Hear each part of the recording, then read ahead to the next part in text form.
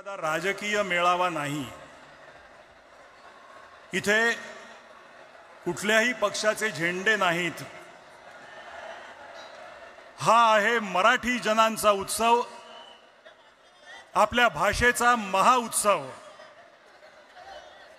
संतांचा आणि वीरांचा वारसा लाभलेली ही महाराष्ट्र भूमी।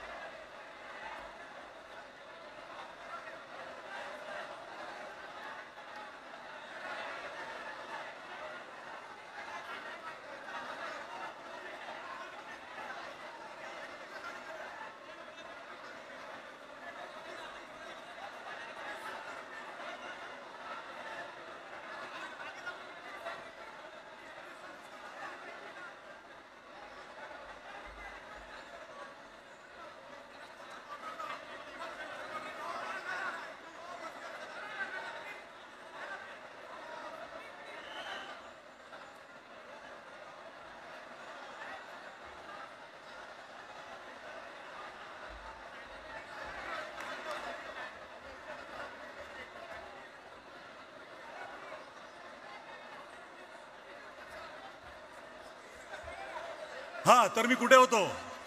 मराठी जनांचा उत्सव आणि आपल्या भाषेचा हा महाउत्सव साजरा करायला तुम्ही सगळे इकडे जमलेले आहात। संतांचा आणि वीरांचा वारसा लाभलेली महाराष्ट्र भूमी आहे। या महाराष्ट्र राज्याच्या निर्मितीसाठी संयुक्त महाराष्ट्राची झालेली चळवळ आणि 105 हुतात्म्यांचं बलिदान आपण कोणीही विसरू शकत नाही।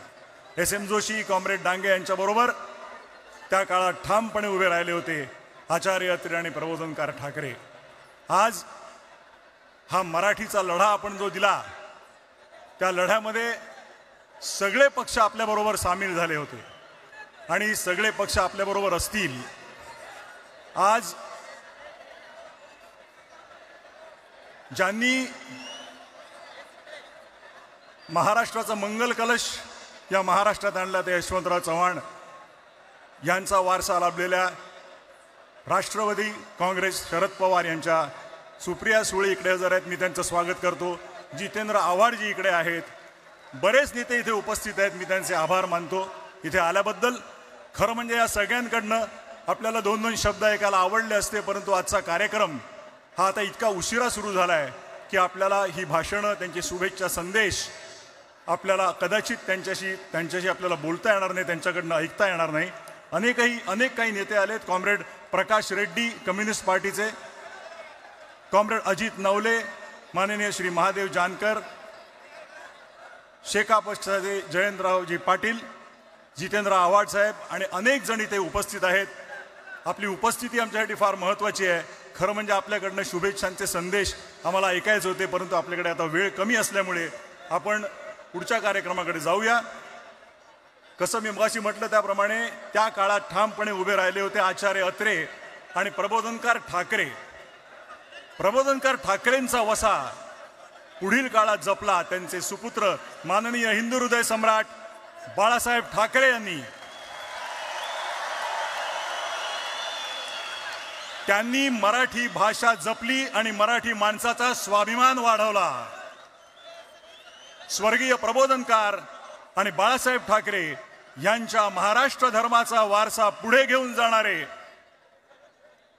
आजचे आपले निमंत्रक 2 ठाकरे बंधू म्हणजे अर्थातच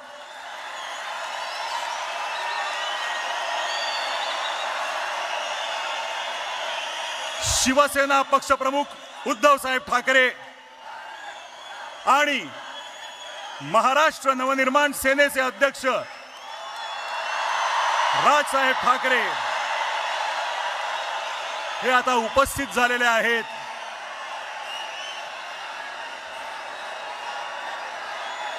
ज्या ऐतिहासिक क्षणाची आपण वाट पाहत आहोत, मी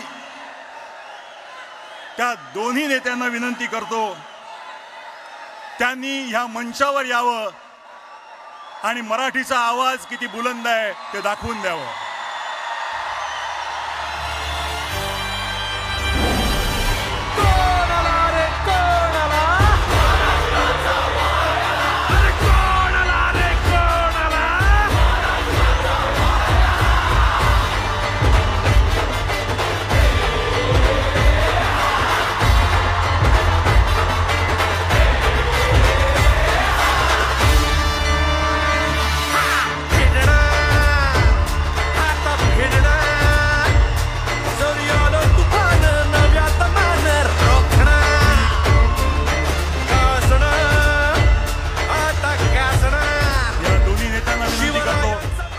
त्यांनी छत्रपती शिवाजी महाराजांच्या पुतळ्याला पुष्पहार अर्पण करावा आणि या कार्यक्रमाचे औपचारिक सुरुवात.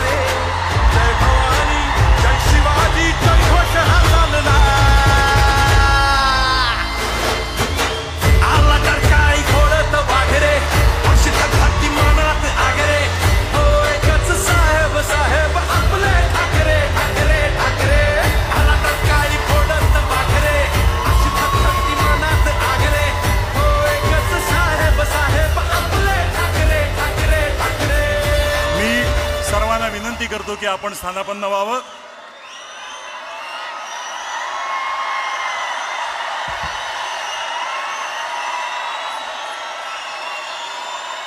गेल्या काही वर्षात जरा थोडंसं माझं ऐकून घ्या.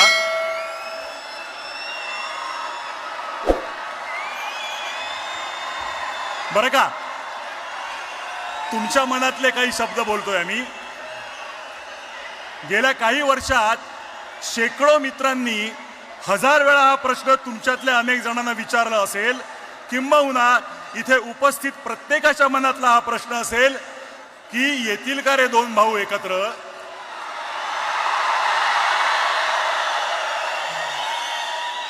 कोणी दोघांशी बोलून होईल का हो काही, पण असं दुसऱ्या तिसऱ्याने बोलून ऐकणार असतील तर ते ठाकरे कसले.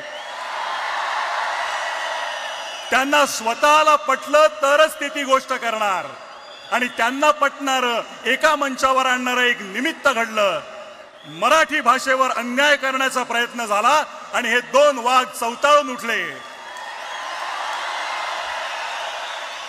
मराठी अभिजात भाषा होतीच, आहे आणि असेल, पण मागल्या दाराने तिसरी भाषा घुसवून माय मराठी संपवण्याचे डावपेच सुरू झाले आणि ते उधळून लावण्यासाठी हे दोघे आणि इतर सर्व राजकीय पक्ष जे समोर बसलेत ते आपापसातले मतभेद विसरून सगळे एकत्र उभे ठाकरे, सगळे एकत्र उभे ठाकरे ठाकले. फक्त राजकीय पक्ष नव्हे तर अनेक सामाजिक संघटना, साहित्यिक, कलावंत, पत्रकार, शेतकरी, कामगार आणि मराठी माणूस एक झाला. सर्वांची भावना एक झाली. महाराष्ट्रावर केली सक्ती तर आम्ही दाखवू आमची शक्ती. आणि ही शक्ती दिसताच समस्त मराठी जनांना अन्यायकारक वाटणारा तो शासन निर्णय मागे घेण्यात आला. सर्वांबरोबर तुम्हा दोघांचंही हार्दिक अभिनंदन. मी आता माननीय राजसाहेब, आपण बऱ्याच वेळा हे बोलला आहात की भाषा मारली की संस्कृती संपवता येते, स्वातंत्र्य संपवता येतं. आपली मराठी संस्कृती जपण्यासाठी ती जाणून घेणं गरजेचं आहे. वाचन संस्कृती वाढणं, उत्तम संगीत, नाटक, चित्रपट होणं, मराठी ही व्यवहाराची आणि रोजच्या जगण्याची भाषा होणं असं तुम्ही मानता. परवाच तुम्ही बोलताना म्हणालात की बाकी काहीही चालेल पण मराठीच्या बाबतीत तडजोड नाही. आज ह्या दिवशी तुम्हाला भाषा, मराठी माणूस, महाराष्ट्र याबद्दल काय बोलावं असं वाटतं ते ऐकण्यासाठी आम्ही उत्सुक आहोत. मी विनंती करतो माननीय श्री राजसाहेब ठाकरे यांना की त्यांनी आपलं मनोगत व्यक्त करावं.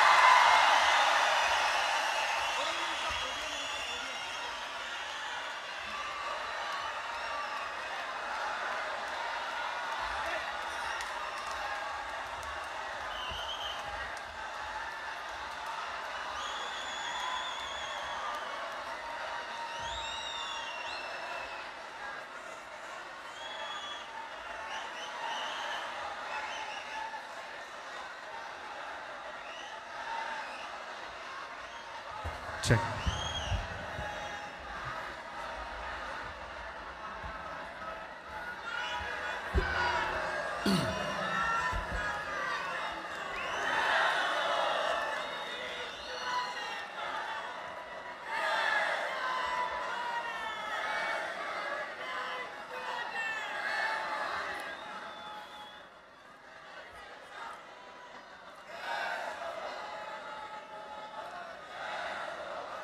सन्माननीय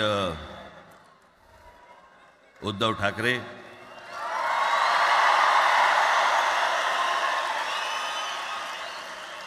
आणि माझ्या जमलेल्या सर्व तमाम मराठी बांधवांनो, भगिनींनो आणि मातांनो,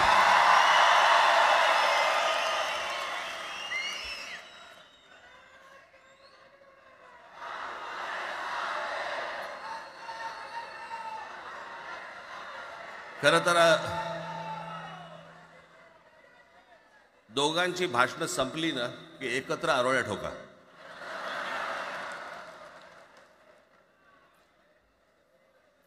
खरं तर आज मोर्चा निघायला पाहिजे होता.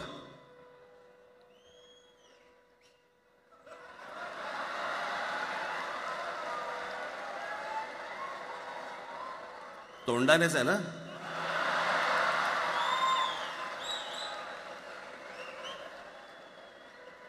बस बस, मोर्चा खरं तर निघायला पाहिजे होता.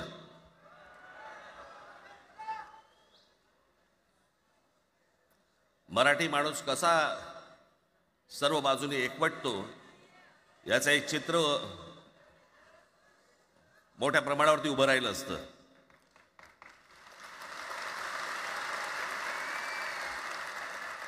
पण नुसत्या मोर्चाच्या चर्चेनेच माघार घ्यावी लागली.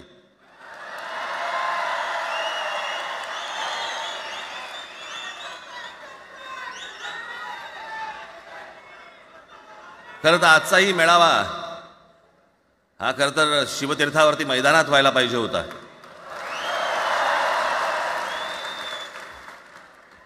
मैदान ओसंडून वाहिलं असतं अख्खं. पण पाऊस आहे, पावसामध्ये सगळ्या ठिकाणी अशा प्रकारचे काही जागा मिळत नाहीत फारशा मुंबईमध्ये, आणि म्हणून आज तुम्हाला सर्वांना इथे यावं लागलं. मी बाहेर जे उभे आहेत त्यांची मी दिलगिरी व्यक्त करतो की त्यांना आतमध्ये येता नाही आलं, परंतु आता काय स्क्रीनवरती आटपा.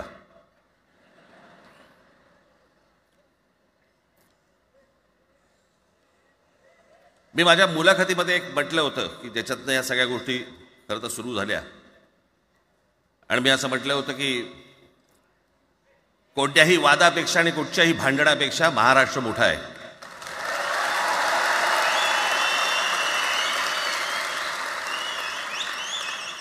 आज जवळपास 20 वर्षानंतर मी आणि उद्धव आम्ही एका व्यासपीठावरती आज येतो आहोत.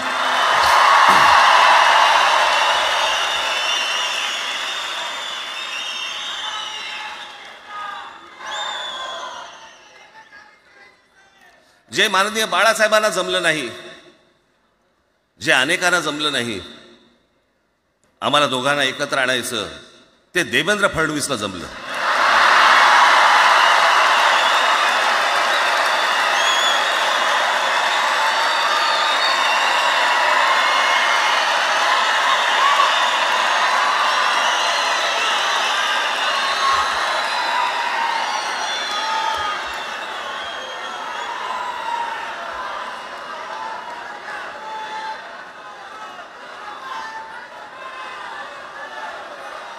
आता बऱ्याच सगळे चॅनल्सचे सगळे कॅमेरे तिकडे लागले, इकडे लागले, इकडे लागलेत.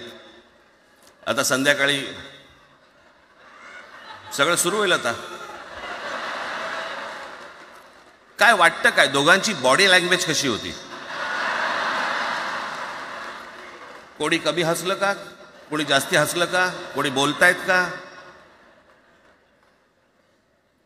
आपल्याकडे मूळ विषय सोडून इतर गोष्टींमध्येच फार रस असतो अनेकांना. खरं तर आजचा हा मेळावा, मोर्चालाही तीच घोषणा होती, आजच्या मेळाव्यालाही तीच घोषणा आहे की कुठचाही झेंडा नाही, मराठी हाच अजेंडा.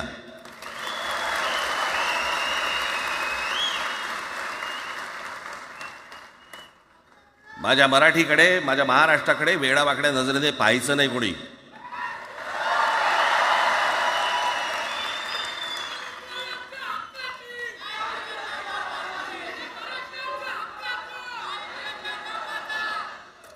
ठरलं ना आपलं सगळ्यात शेवटी द्यायच्या घोषणा. बसा, शांत बसा.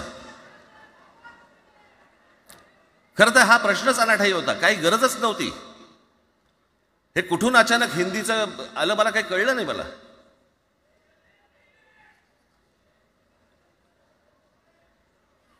आणि हिंदी कशासाठी? हिंदी कोणासाठी? हिंदी त्या लहान लहान मुलांवरती जबरदस्ती करताय तुम्ही.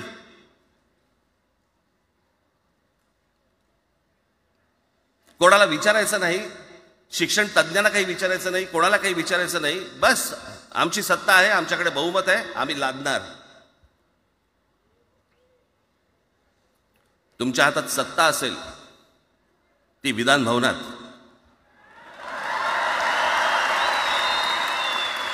आमच्याकडे सत्ता आहे रस्त्यावर.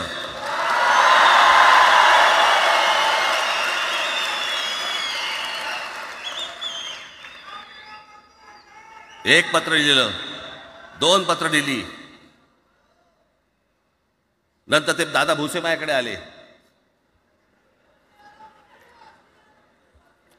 मला म्हणाले की आम्ही काय म्हणतो एवढं समजून तर घ्या, एवढं काय म्हणतो एवढं ऐकून तर घ्या. म्हटलं दादा तुम्हाला एक गोष्ट सांगतो, तुम्ही काय सांगता ते ऐकून घेईन पण ऐकणार नाही.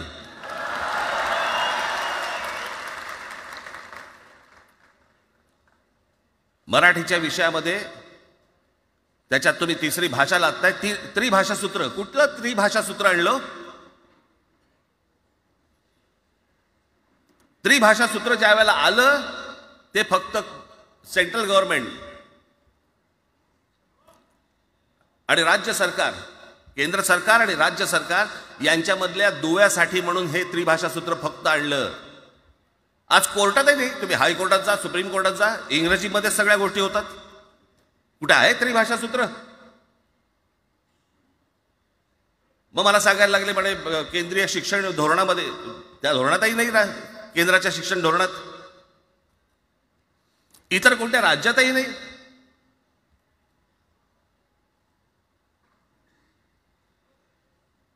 महाराष्ट्रात प्रयोग करून पाहिला तरी दक्षिणेची राज्य तर हिंग लावून विचारत नाही त्यांना. पण महाराष्ट्र ज्या वेळेला पेटून उठतो त्यावेळेला काय घडतं आणि काय होतं हे आज राज्यकर्त्यांना समजलं असेल. त्याशिवाय का माघार घेतली?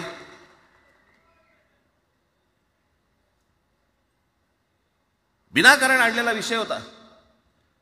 मी त्याशी त्या भोसेला सांगितलं, म्हटलं मला सांगा उत्तर प्रदेश, बिहार, राजस्थान, मध्य प्रदेश कोणती तिसरी भाषा आणणार आहेत? खरं तर आणली पाहिजे.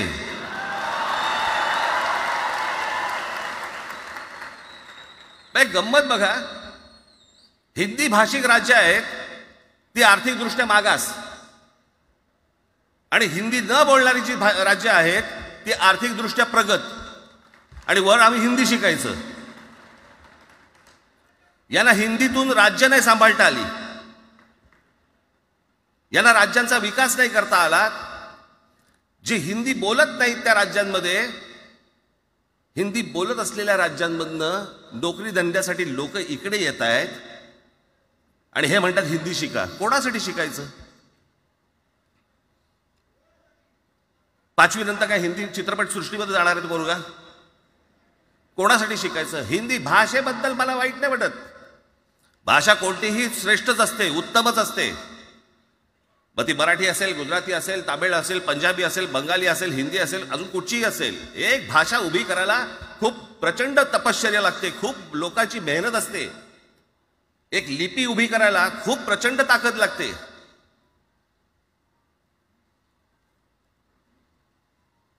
अशाच भाषा काय उभ्या राहत नसतात.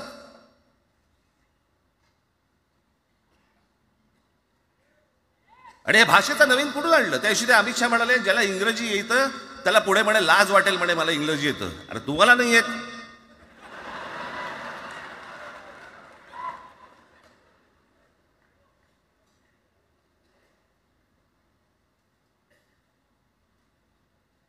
या संपूर्ण हिंद प्रांतावरती 125 वर्ष 125 वर्ष मराठ्यांनी राज्य केलं. 125 वर्ष इतक्या राज्यांवरती आम्ही राज्य केलं. तो त्यावेळेला राज्यच नव्हती, पण जे प्रदेश होते त्याच्यावरती राज्य केलं. आम्ही मराठी लादली गुजरातवरती, मध्य प्रदेशवरती, राजस्थानवरती, पंजाबवरती, इतर सगळ्या प्रांतांवरती जिथे जिथे म्हणून अटोकपर्यंत पोहोचले होते मराठा साम्राज्य. आम्ही लादली. अरे हिंदी भाषा आहे 200 वर्षापूर्वीची भाषा आहे, महाराजांच्या काळात पण नव्हती.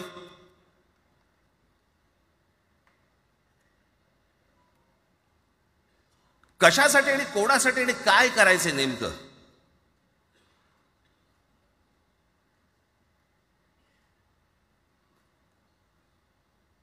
यांनी फक्त चाचपडून पाहिलं, चाचपडून. मुंबई स्वतंत्र करता येते का याच्यासाठी अगोदर जरा थोडंसं भाषेला डिवचून बघू. महाराष्ट्र शांत राहिला तर पुढे ते पाऊल टाकू.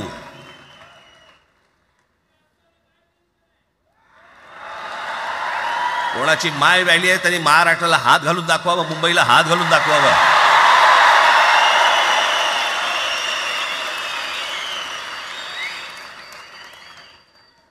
त्या मजाक वाटला काय? आम्ही शांत आहोत याचा अर्थ गांडू नाही आहोत.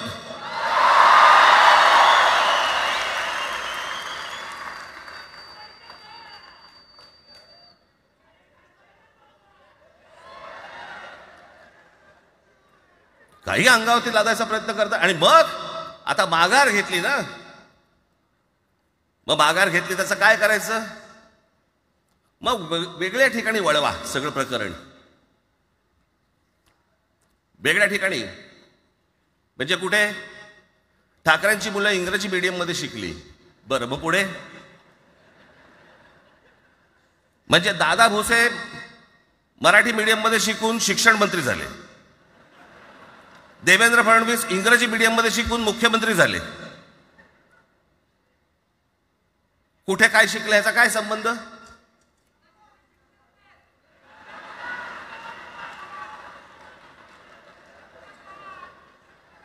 कोणाकोणाची मुलं इथे परदेशामध्ये शिकतायत, याद्या आहेत आमच्याकडे.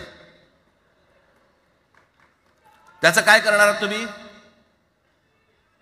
आणि त्याच्यातल्या त्याच्यात मंत्रिमंडळातल्या एक एक मंत्र्याचं हिंदी आहे का? फेफरं येईल, फेफरं.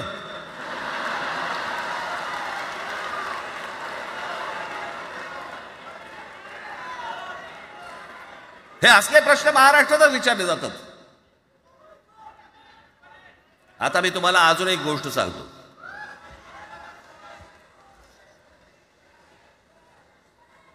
आम्ही मराठी मीडियम मध्ये शिकलो, हो शिकलो. आमची मुलं इंग्रजी मीडियम मध्ये शिकली, हो शिकली. मग याच्यावरती तुम्ही प्रश्न काय उपस्थित केला? ह्याला मराठीचा पुळका कसा? हे इंग्रजी मीडियम मध्ये टाकतात. बरं, सन्माननीय माननीय बाळासाहेब ठाकरे आणि माझे वडील श्रीकांत ठाकरे हे इंग्रजी मीडियम मध्ये शिकलेले आहेत. या दोघांवरती तुम्ही मराठीबद्दल शंका घेऊ शकता का?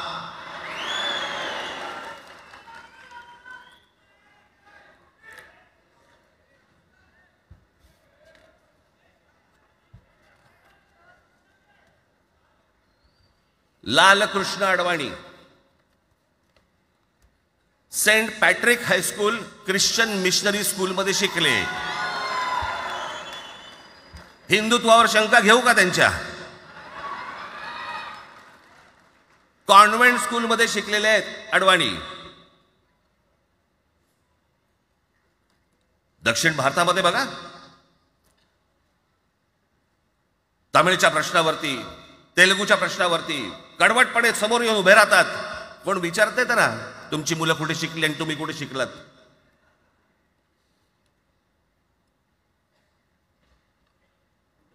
उद्या मी हिब्रू भाषेत शिकीन, आणि मराठीपणाचा कडवट अभिमान बाळगीन, काय प्रॉब्लेम आहे?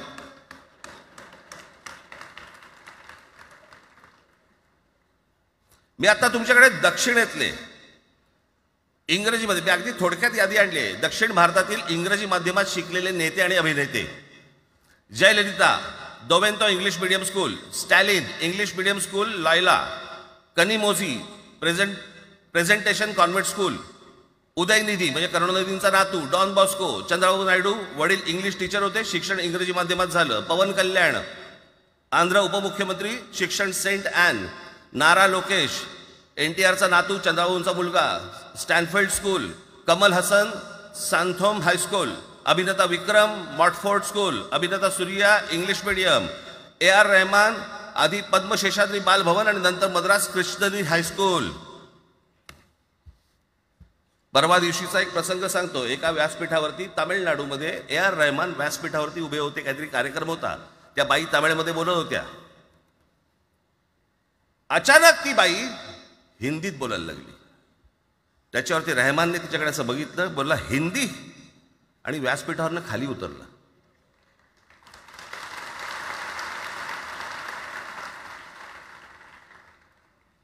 तुमचा कडवटपणा हे तुम्ही शिक्षण कुठे घेतले याच्यावरती नसतो, तो कडवटपणा तुमच्या आतमध्ये असावा लागतो. म्हणजे बाळासाहेब इंग्रजी मीडियम मध्ये शिकले, इंग्रजी वर्तमानपत्रामध्ये व्यंगचित्र काढायचे, पण मराठीचा अभिमान याच्या बाबतीत कधी तडजोड नाही केली.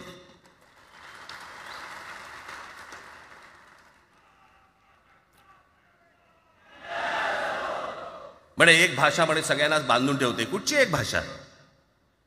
आजपर्यंत काय वाकडं झालं? म्हणजे आपल्या संरक्षण खात्यामध्ये घ्या, आपल्या संरक्षण खात्यामध्ये जेवढी रेजिमेंट्स आहेत, मी फक्त तुम्हाला नावं वाचून दाखवतो. मद्रास रेजिमेंट आहे, राजपुताना रायफल्स आहे, राजपूत रेजिमेंट आहे, डोगरा रेजिमेंट आहे, सीख रेजिमेंट आहे, जाट रेजिमेंट आहे, पॅराशूट रेजिमेंट आहे, पंजाब रेजिमेंट आहे, ग्रेनेडियर्स आहेत, सीख लाईट इन्फंट्री आहे, मराठा लाईट इन्फंट्री आहे, गढवाल रायफल्स आहे, कुमाऊ रेजिमेंट आहे, आसाम रेजिमेंट आहे, बिहार रेजिमेंट आहे, महार रेजिमेंट आहे, जम्मू काश्मीर रायफल्स आहे, जम्मू आणि काश्मीर लाईट इन्फंट्री आहे, नागा रेजिमेंट आहे, गोरखा रायफल्स आहे, गोरखा रायफल्स आहे, त्याच्यानंतर तुमचं लडाख स्काउट्स आहे, अरुणाचल स्काउट्स आहे, सिक्कीम स्काउट्स आहे. इतक्या राज्यांच्या आज आपल्या संरक्षण खात्यामध्ये लोक आहेत आणि इतक्या रेजिमेंट्स आहेत. शत्रू दिसला की एकत्र तुटून पडतात ना. भाषेचा प्रश्न येतो कुठे?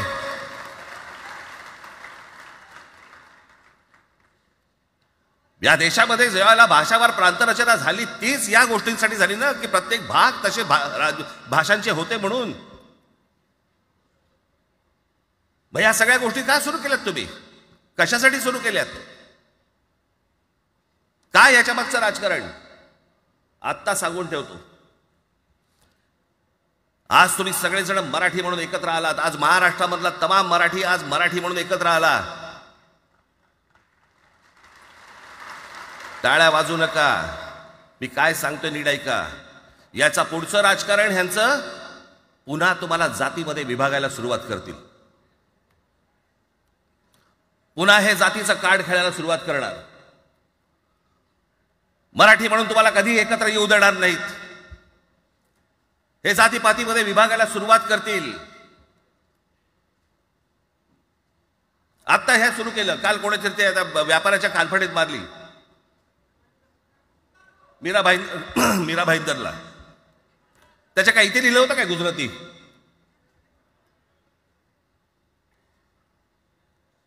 पण एवढंही आपल्याकडे काही जे चॅनलमध्ये, मराठी नाहीत इतर चॅनलमध्ये, हिंदी आणि याच्यात गुजराती माणसाला मारला. कुठच्या गुजराती माणसाला मारला?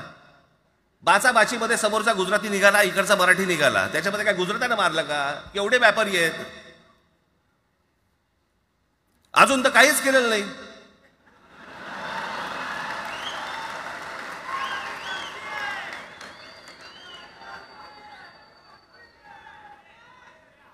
अर्थात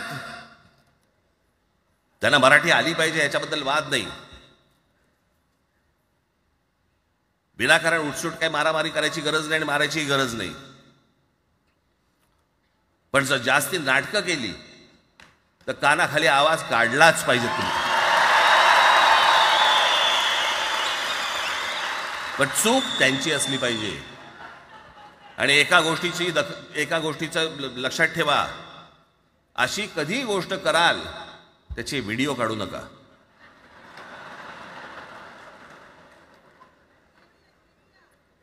आपल्यामध्येच त्यांना कळलं पाहिजे.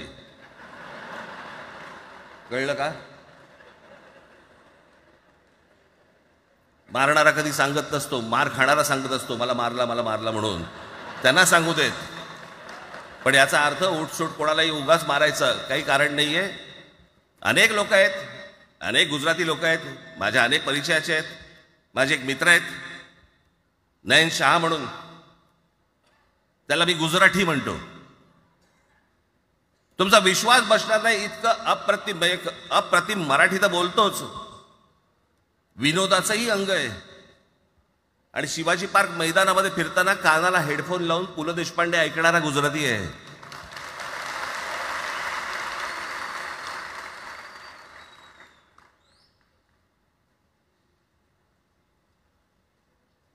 मी मगाशी तुम्हाला सांगितलं की हे मराठीचं बाळकडू, आमच्यासाठी ते बाळकडूच होतं.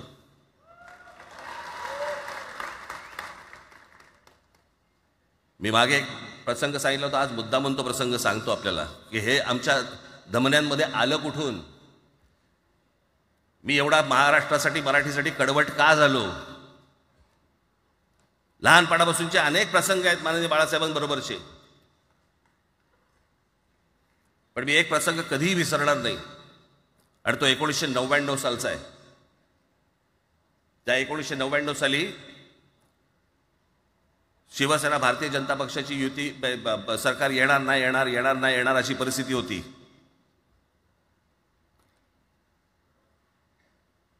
पवार साहेब त्यावेळेला त्यांनी राष्ट्रवादी काँग्रेस पक्ष स्थापन केला होता.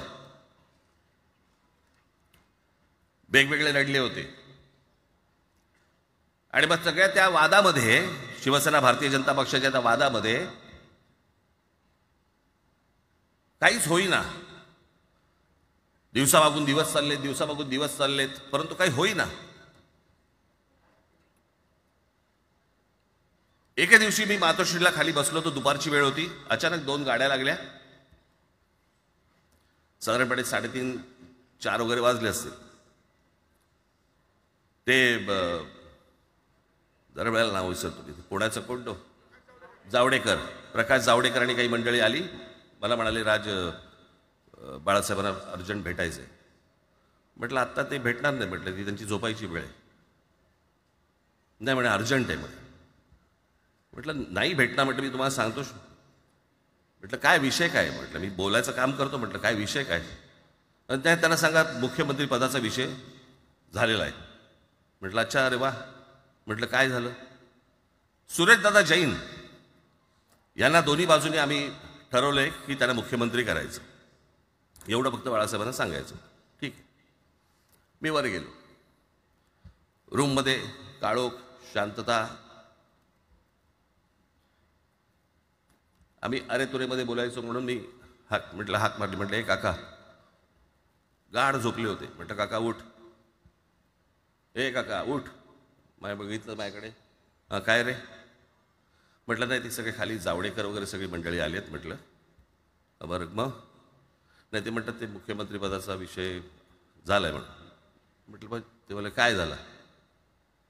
ते म्हणाले सुरेशदादा जैन यांना मुख्यमंत्री पदासाठी दोन्ही जणांनी सांगितलं की करायचं म्हणून. असं माझ्याकडे बघितलं त्यांनी. त्यांना जाऊन सांग महाराष्ट्राचा मुख्यमंत्री मराठीच होईल, दुसरा कोणी होणार नाही.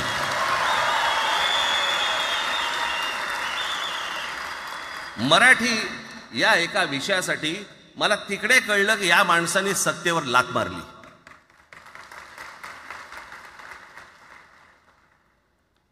हे संस्कार ज्या पोरावरती झाले असतील तो मराठीसाठी तडजोड करेल काय. बाकी सगळ्या युत्या आघाड्या सगळ्या कुठच्याही गोष्टी होत राहतील.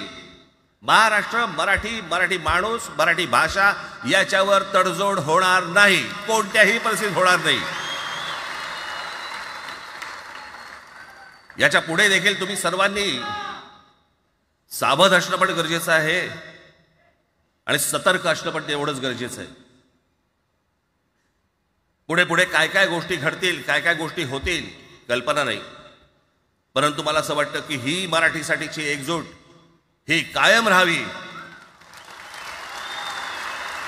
आणि महाराष्ट्रामध्ये माननीय बाळासाहेबांचं जे स्वप्न होतं ते पुन्हा साकारावं अशी एक आशा, अपेक्षा आणि इच्छा व्यक्त करतो आणि आपल्या सर्वांची मी रजा घेतो. धन्यवाद. जय हिंद, जय महाराष्ट्र. धन्यवाद राजसाहेब. मला हे सांगा, आपल्या सगळ्यांपेक्षा आज जास्त आनंदी कोण झालं असतं? आपल्या सगळ्यांपेक्षा आज जास्त आनंदी कोण झालं असतं? ज्यांनी मराठी माणसाला उभं केलं ते हिंदू हृदय सम्राट माननीय बाळासाहेब. आज त्यांची पुढची पिढी इथे मंचावर एकत्र येऊन मराठीचा गजर पुन्हा एकदा करते आहे आणि त्या आजोबांचे 2 लाडके नातू आज आपल्या समोर मराठीचा झेंडा पुढे नेण्यासाठी सज्ज झालेले दिसत आहेत. अमित ठाकरे इकडे उपस्थित आहेत, आदित्य ठाकरे उपस्थित आहेत. मी त्यांचंही स्वागत करतो. या वास्तूला NSCI डोम असं म्हणतात, पण इथे आज देश पाहतोय मराठी भाषेवर होणाऱ्या अन्यायाविरुद्ध पेटलेला मराठी जनमानसाचा आगडोंब. या सर्व मराठी प्रेमींना आता उत्सुकता आहे माननीय शिवसेना पक्षप्रमुख श्री उद्धव बाळासाहेब ठाकरे हे काय बोलतील. मी त्यांना विनंती करतो की त्यांनी आपलं मनोगत व्यक्त करावं.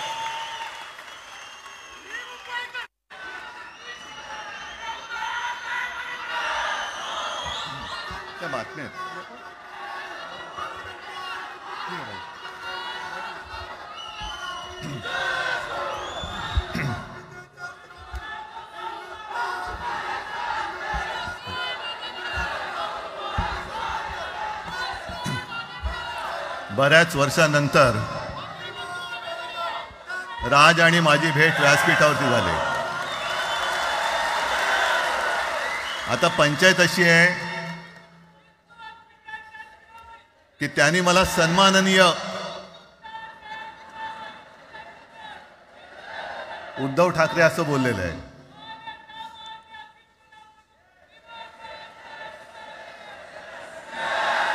ठीक आहे, आणि साहजिकच आहे की त्याचंही कर्तृत्व आपण सर्वांनी पाहिलेलं आहे.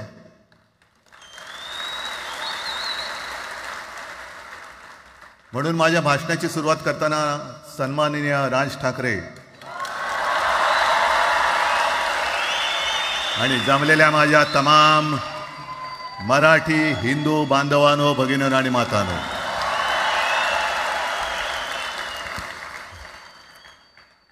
अप्रतिम मांडणी राजनी केलेली आहे.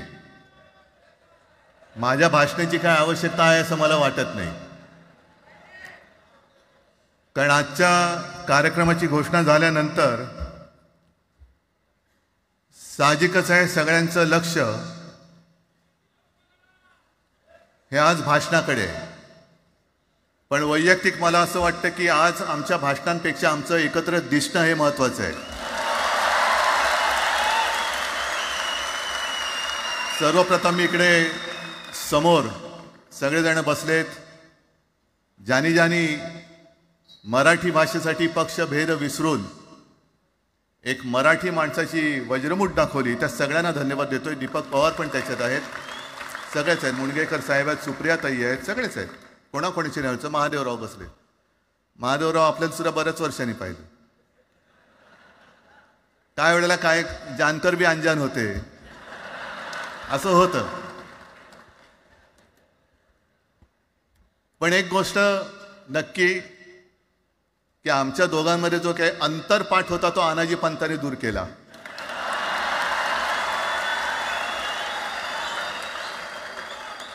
आता अक्षता टाकण्याची काय तुमच्याकडनं अपेक्षा नाहीये.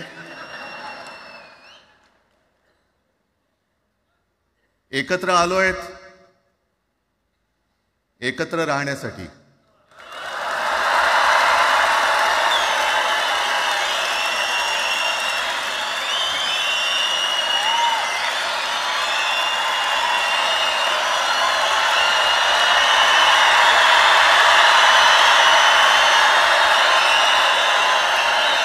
मला कल्पना आहे, आज मला कल्पना आहे की अनेक बुवा महाराज हे बिझी आहेत. कोण लिंब कापतंय, कोण टाचण्या मारतंय, कोण गावी जाऊन अंगारे दुपारे करत असेल, रेडे कापत असतील. त्या सगळ्यांना सांगतो, या सगळ्या भोंदूपणा विरुद्ध माझ्या आजोबांनी लढा दिला होता आणि त्यांचे आम्ही वारसदार म्हणून तुमच्या समोर उभे ठाकलेलो आहोत.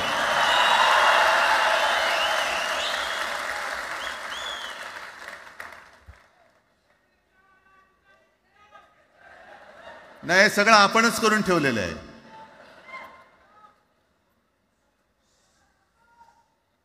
भाषेवरनं जेव्हा एखादा विषय निघतो तेव्हा तो केवळ वरवरचा धरून चालणार नाही. मधल्या काळामध्ये अगदी दोघांनी, म्हणजे मी काय, राजनिक आणि आपण सगळ्यांनी या नतद्रष्टांचा अनुभव घेतलेला आहे. वापरायचं आणि फेकून द्यायचं. आता आम्ही दोघं मिळून तुम्हाला फेकून देणार आहोत. आजपर्यंत वापर करून घेतलात. अरे डोक्यावरती जर का शिवसेना प्रमुख नसते तर तुम्हाला ओळखत कोण होतं या महाराष्ट्रामध्ये? कोणत्या भाषेत बोलत होतात? अगदी राज, तू सगळ्यांची शाळा काढली. मला एका प्रश्नाचं उत्तर पाहिजे, मोदींची शाळा कोणती? सगळ्यात उच्च शिक्षित आहेत.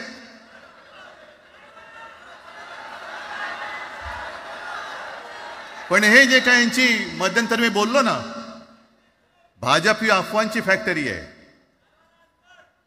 मधल्या काळात त्यांनी सुरू केलं होतं. उद्धव ठाकरेने हिंदुत्व सोडलं. हिंदुत्व ही कोणत्याही भाषेची मक्तेदारी नाही. आम्ही अस्सल मराठी बोलणारे तुमच्याही पेक्षा जास्त कडवट कट्टर देशाभिमानी हिंदू आहोत. तुम्ही काय आम्हाला हिंदुत्व शिकवताय? अरे 92-93 साली जेव्हा जे काय घडलं, देशद्रोही मातले होते, तेव्हा मुंबईतल्या अमराठी लोकांना सुद्धा हिंदू म्हणून माझ्या शिवसैनिकांनी, शिवसेना प्रमुखांच्या शिवसैनिकांनी व मराठी माणसांनी वाचवलेलं आहे.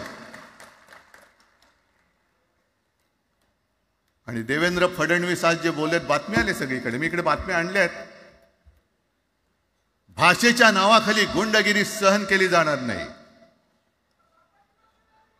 जर महाराष्ट्रामध्ये मराठी माणूस न्याय मागण्यासाठी आंदोलन करत असेल आणि त्याला जर का तुम्ही गुंड म्हणत असाल तर आम्ही गुंड आहोत. आम्ही गुंड. न्याय मागणं म्हणजे गुंडगिरी नाहीये. आणि जर का गुंडगिरी केल्याशिवाय तुमच्या दरबारी न्याय मिळत नसेल तर आम्ही गुंडगिरी करूच.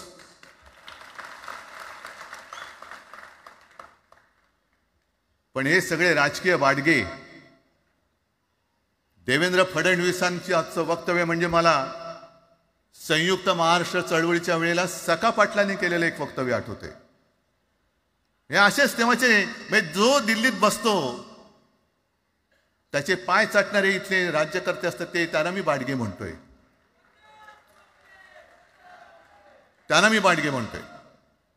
कारण संयुक्त महाराष्ट्र चळवळीमध्ये मुंबई आपल्याला आपण मिळवली. आपण म्हणजे आपण मराठी माणसांनी. तेव्हाही तत्कालीन जे सत्ताधारी होते, हो अगदी काँग्रेस होतीच ना तेव्हा सत्तेवर, मुंबई मराठी माणसाला द्यायला तयार नव्हती. आणि तेव्हा सुद्धा एक मराठी माणूस, म्हणजे आज जे बोलतात ना आम्ही मराठी नाहीत का, अरे तुम्ही नुसतं नावाने मराठी आहात, तुमच्या अंगात मराठी रक्त आहे की नाही आता तपासावं लागेल. आणि सखा पाटील बोलले होते, यावच चंद्र दिवाकरो, मुंबई महाराष्ट्राला मिळणार नाही. कशी नाही मिळत? झुकवलं, वाकवलं, गुडघ्यावरती आणलं मराठी माणसानी. आणि मुंबई आपल्या हक्काची, तुम्ही आता जी घोषणा घेतली ना, दिली ना, ती मुंबई आपल्या हक्काची आपण लढून आपण मिळून घेतली.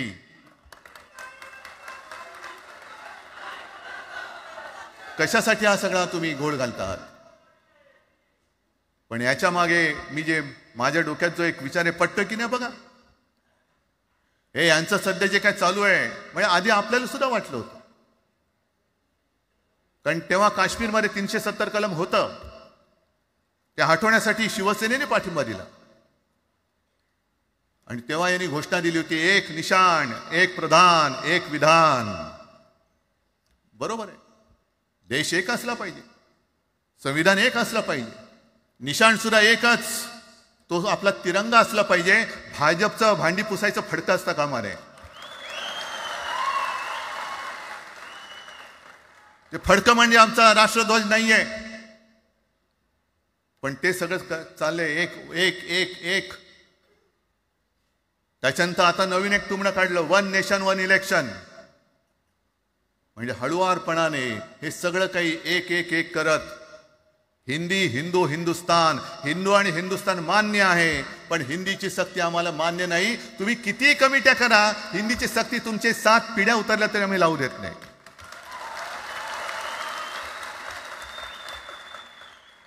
मग एक फेक नरेटिव्ह पसरवायचं. हे उद्धव ठाकरेच्याच काळातलं. अरे उद्धव ठाकरे एवढं काम करत होता, मग पाडलात कशाला गद्दारी करून? टाण्या बोंबललात तेव्हा. पण मी अभिमानाने सांगेन, माझ्या मंत्रिमंडळातले सहकारी इकडे बसले, जितेंद्र आव्हाड आहेत, आणखीन कोणी असतील. मी मुख्यमंत्री असताना महाराष्ट्रामध्ये मी मराठीची सक्ती केली होती आणि केलीच, ज्याचा मला अभिमान आहे. काय केलं त्याचं तुम्ही? मराठी भाषा महाराष्ट्रामध्ये सक्तीची करावी लागली. का करावी लागली? कोण आहेत आमच्या मराठीचे दुश्मन, कोण आहेत?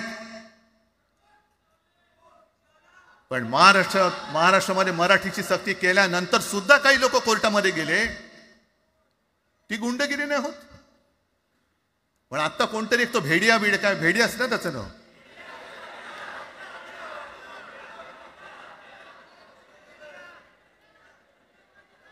ही यांची सगळी पिलावळ आहे.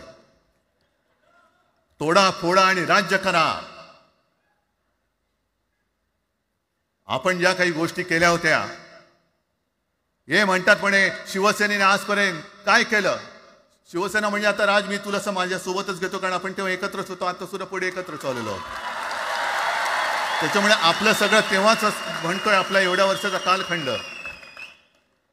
मराठी माणूस म्हणे मुंबई बाहेर नेला. मराठी माणूस आम्ही मुंबई बाहेर नेला असं जर का तुम्हाला वाटत असेल, तर 14 सालानंतर तुम्ही मुंबई आणि महाराष्ट्राचे जे काही लचके तोडलेत, मुंबईतून सगळे उद्योगधंदे, महाराष्ट्रातून उद्योगधंदे सगळे पळवले, आर्थिक केंद्र गेलं, हिरे व्यापार गेला, मोठमोठी ऑफिसेस गेली. आपल्याकडे येणारे उद्योगधंदे जे आपल्या काळात येत होते ते कुठे गेले? मग काय तेवढाच हिंदुस्थान किंवा तेवढाच सगळे हिंदू आहेत? तेवढेच हिंदू आहेत? आम्ही सगळं करत होतो, केलं होतं. पण तुम्ही पहिल्या प्रथम आमच्यात गद्दारी करवलीत आणि तुम्ही आमचं सरकार पाडलं. ह्याचं कारण तुमचे जे मालक तिकडे बसलेले 2 व्यापारी, त्यांचे बूट चाटण्यासाठी तुम्ही हे सगळं करतात.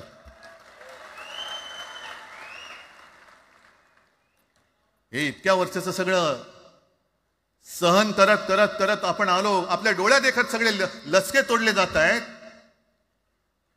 आपल्या दोघांनाही भांडवलं जात आहे आणि नतद्रष्ट आपल्या डोक्यावरती बसतायत. किती काळ सहन करायचंय? प्रत्येक वेळेला काही झालं की भांडाभांडी लावायची. आता सुद्धा तेच होणार. म्हणजे आम्ही एकत्र येणार, आल्यानंतर निवडणुकीपर्यंत एकत्र राहतील का? सत्ता प्राप्ती, काही जण म्हणतात की यांचा मराठीचा नाही, महापालिकेचा आहे. अरे नुसता महापालिकेचा नाही, तर आमच्या महाराष्ट्राचा आहे. आम्ही महाराष्ट्र सुद्धा काबीज करू.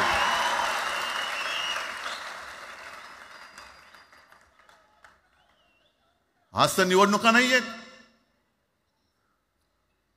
आमची सत्तेवरती जे शिवसेना प्रमुखांनी सांगितलं, अरे सत्ता काय, सत्ता येते आणि सत्ता जाते. पण आपली ताकद ही आपल्या एकजुटीमध्ये असली पाहिजे. दर वेळेला संकट आलं की आपण सगळे मराठी एकवटतो आणि संकट गेलं की आपणच एकमेकांमध्ये भांडायला लागतो. आता नको, हा नतद्रष्टपणा आता करायचा नाहीये, अजिबात करायचं नाहीये.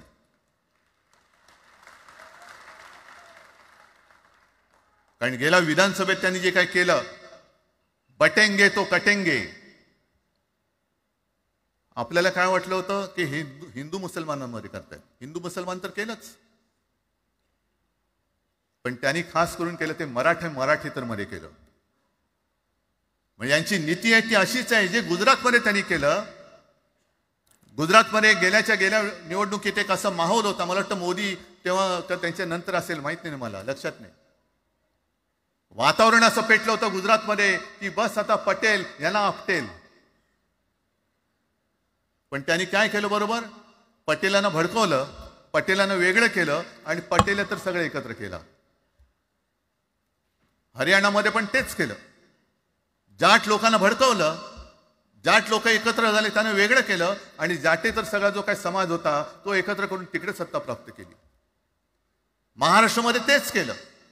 मराठ्यांना उचकवलं आणि मराठी तर सगळा एकत्र केला. बटेंगे तो कटेंगे ही भीती त्यांच्यामध्ये निर्माण केली की बघा ते एकत्र झालेत, तुम्ही जर का फुटलात तर ते तुमच्या डोक्यावर बसतील. झाले एकत्र. मराठी माणूस मराठी माणसाची भांडला आणि दिल्लीचे गुलाम आपल्या डोक्यावरती राज्य करायला लागले.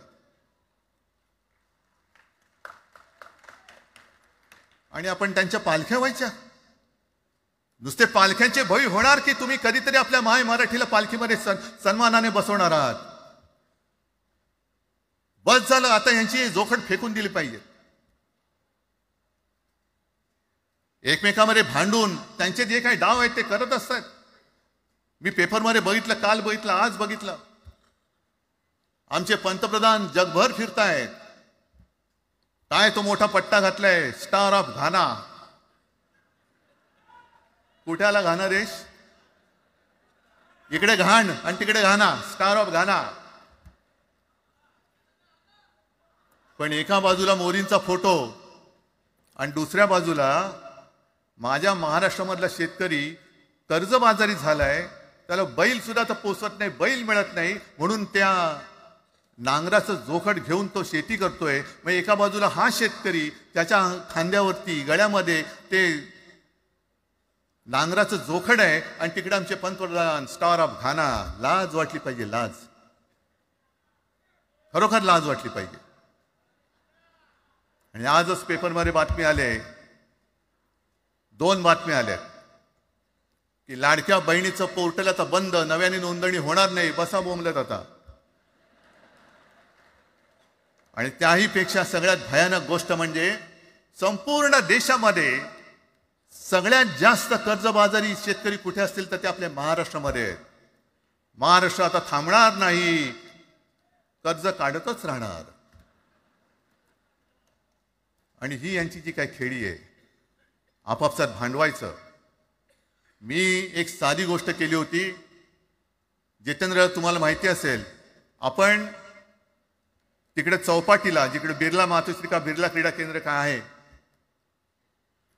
मराठी रंगभूमीचं दालन, मराठी रंगभूमीचा इतिहास सांगणारं दालन, त्याची निर्मिती करण्याचे सगळे आदेश वगैरे राज्य सगळं झालं. आराखडा मंजूर केला मी. आणि 2-3 महिन्यापूर्वी बातमी आली की तो आराखडा यांनी केराच्या टोपलीत टाकला. ती जागा यांच्या मालकाच्या मित्राच्या घशात टाकतात. हा मराठीचा तुमचा अभिमान? मराठी भाषा भवनाची त्याचं भूमिपूजन मी केलं होतं. माझ्या सोबत अजित पवार होते, उपमुख्यमंत्री. कुठे गेलं मराठी भाषा भवन? कुठे गेलं मराठी भूमीचं रंगभूमीचं दालन? का तुम्ही आमची मराठी मारतात? का तुम्ही आमच्यावरती सक्ती करता आहात? अनेकदा सांगितलं की आम्ही कोणत्याही भाषेच्या विरोधात नाही आहोत, पण जर आमच्यावरती सक्ती करण्याचा प्रयत्न केला तर आमची शक्ती काय ती एकदा तुम्हाला अशी दाखवू की पुन्हा तुम्ही कधी डोकंवर नाही काढणार,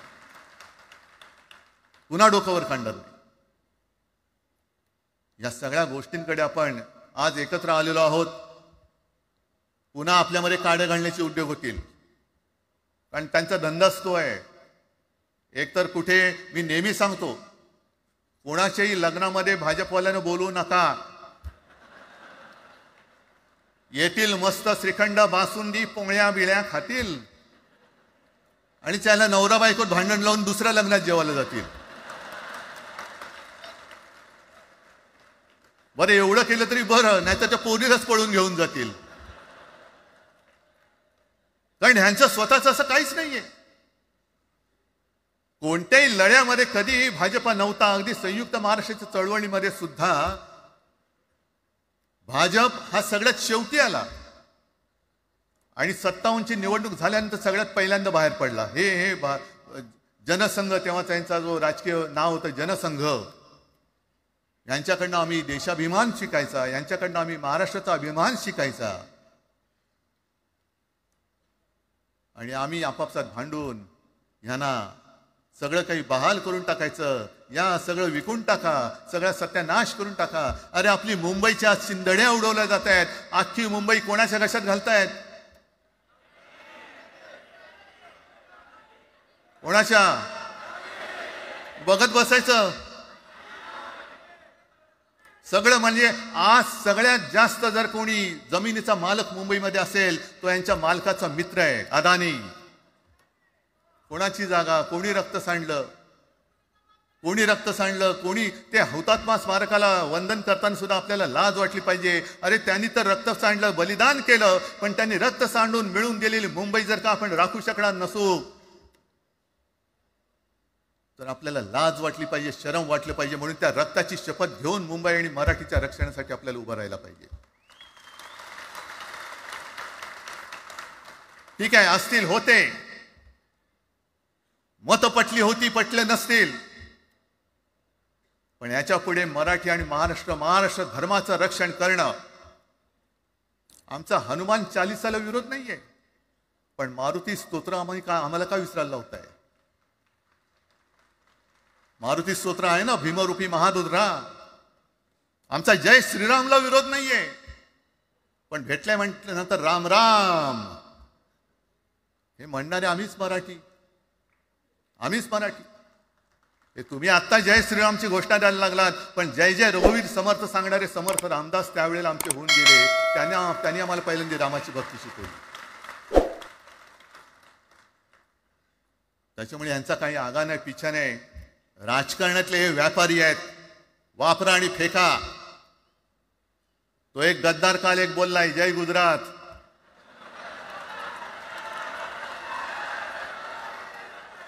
किती लाचारी करायची? म्हणजे तो पुष्प पिक्चर पाहिल्यात तुम्ही सगळ्यांनी, दाढीवरनं हात फिरवून, झुकेगा नाही साला. तसे हे गद्दार म्हणतात, उठेगा नाही साला, कुछ भी बोलो उठेगा ही नाही. अरे कसा उठणार? आहे का तुझ्याकडे उठण्यासारखं? म्हणजे विचार मी म्हणतोय.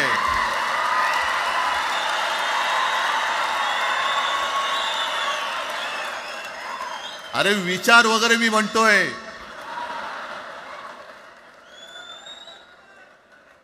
हिंदी भाषेच्या सक्तीला विरोध न करणारा बाळासाहेबांच्या विचाराचा पाईक असू शकेल?